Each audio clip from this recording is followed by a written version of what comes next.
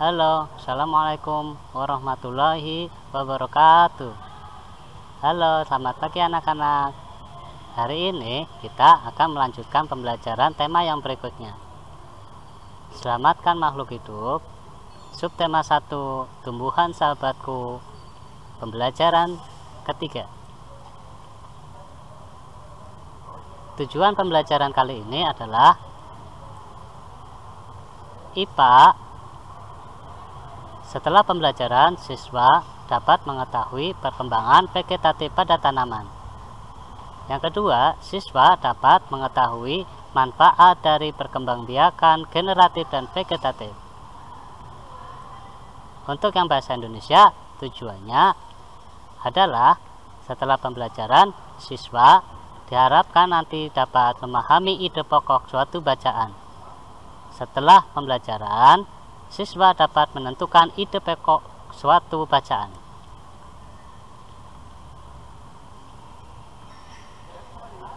Tumbuhan selain berkembang biak dengan cara generatif, juga berkembang biak dengan cara vegetatif.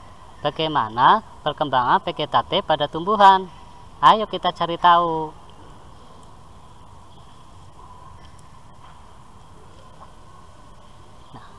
Perkembangan biakan vegetatif. Perkembangan biakan vegetatif itu dibagi menjadi dua. Satu, perkembangan vegetatif alami. Yang kedua, perkembangan vegetatif buatan. Apa sih vegetatif? Nah, adalah cara perkembangbiakan suatu makhluk hidup yang terjadi tanpa melalui perkawinan. Makhluk hidup baru tumbuh berasal dari induknya. Jadi, tanpa melalui adanya perkawinan, bisa ada tambah anak. Contohnya dari vegetatif alami. Vegetatif alami adalah perkembangan biakan tumbuhan tanpa bantuan makhluk hidup lainnya. Nanas. Nanas berkembang biak dengan cara vegetatif. Pembibitan tunas dapat dilakukan untuk mengembang biakannya. Nanas berkembang biak menggunakan tunas. Bawang merah. Bawang merah memiliki bentuk yang berlapis-lapis, yang di tengahnya akan tumbuh tunas. Umbi lapis terdiri atas daun yang tumbuh melapisi batang dan membengkak di dalam tanah. Nah, bawang merah itu berkembang biaknya menggunakan umbi lapis. Pisang. Pohon pisang berkembang biak dengan cara membentuk anak pisangan pohon yang disebut dengan tunas. Tanaman lain yang bertunas adalah bambu. Nah, jadi pisang berkembang biak dengan cara tunas. Kemudian tunas adventif. Apa sih tunas adventif? Tunas adventif merupakan tunas yang muncul pada daun. Tanaman di atas adalah cocor bebek. Spora. Pada tumbuhan paku, spora dibentuk pada sebuah daun. Daun yang dapat menghasilkan spora disebut dengan daun fertil. Spora terletak di dalam kotak spora yang disebut dengan sporangium. Ini adalah titik-titik spora yang terdapat pada tumbuhan paku. Rizoma.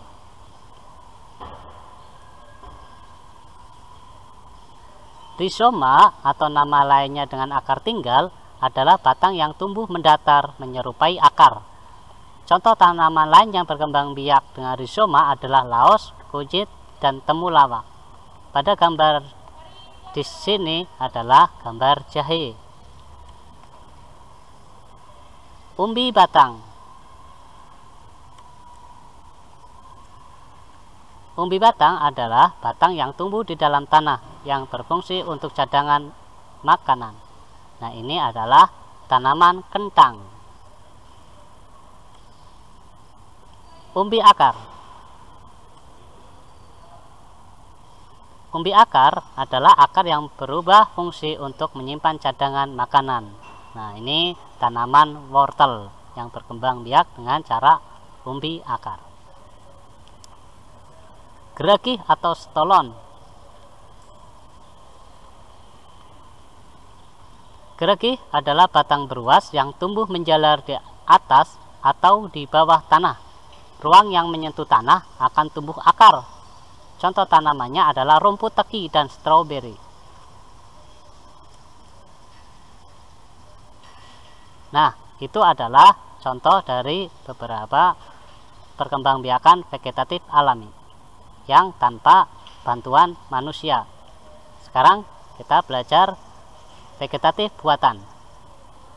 Vegetatif buatan adalah perkembangbiakan tanaman dengan bantuan lain, biasanya dibantu oleh manusia.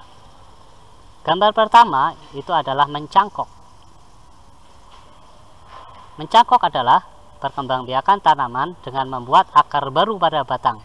Setelah berakar, kemudian dipotong dan ditanam untuk memperoleh tanaman baru. Contoh tanaman yang bisa dicangkok adalah bambu, rambutan, jambu, dan lain-lain.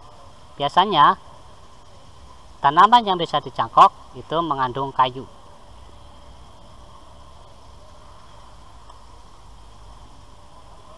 Stek. Stek adalah perkembangbiakan tanaman dengan cara memotong bagian batang tanaman untuk dijadikan tanaman baru. Contohnya adalah singkong dan bunga mawar. Ini namanya stek. Dipotong dengan pisau kemudian ditancapkan.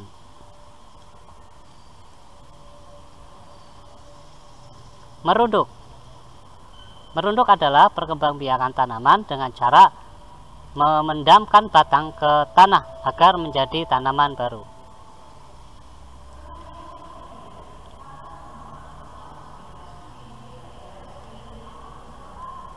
Contoh vegetatif buatan lainnya adalah menempel atau okulasi dengan cara menempelkan tunas muda pada batang induk. Nah, itu gambarnya.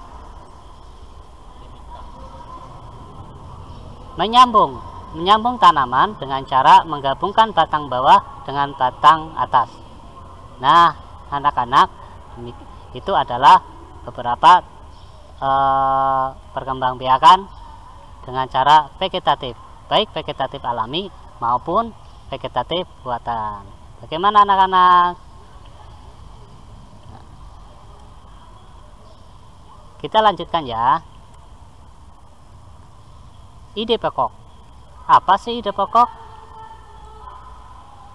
Ide pokok adalah gagasan yang menjadi pokok pengembangan paragraf. Bagaimana cara mencari ide pokok? Langkah-langkah untuk menemukan ide pokok. Yang pertama, membaca seluruh paragraf dengan cermat. Yang kedua, cermati kalimat pertama hingga akhir. Langkah yang ketiga, biasanya ide pokok terletak pada kalimat awal, kalimat akhir, maupun kalimat awal dan akhir. Yang keempat, tandai kalimat utama. Yang lima, ringkas kalimat utama menjadi ide pokok. Contoh, di Asia Tenggara banyak tumbuhan yang dimanfaatkan untuk bahan makanan. Namun, di antaranya banyak juga yang dimanfaatkan sebagai obat.